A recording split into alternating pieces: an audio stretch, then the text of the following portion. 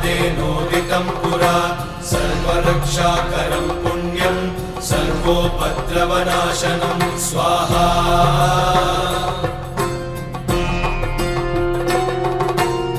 सर्वसम्पत्करं चैव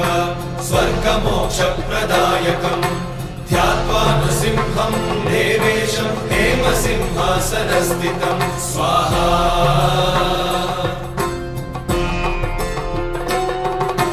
विवृत्तास्यं त्रिनयनं शरदिन्दुसमप्रभं लक्ष्म्यालिङ्गितवामाङ्गं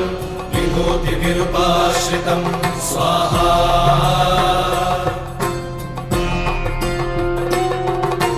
चतुर्भुजं कोमलाङ्गं स्वर्णकुण्डलशोभितं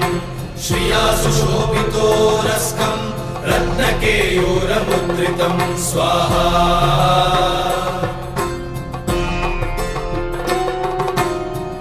काञ्चनसङ्काशं पीतनिर्मलवाससम् इन्द्रादिसुरमौलिष्टस्फुरन्माणिक्यदीप्तिभिः स्वाहा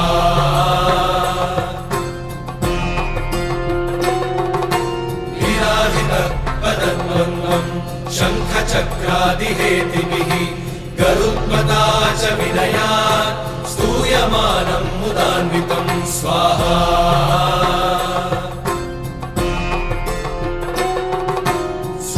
कमलसंवासं कृत्वा कवचं पठे नृसिंहो मे शिरः पातु लोकरक्षार्थसम्भवः स्वाहा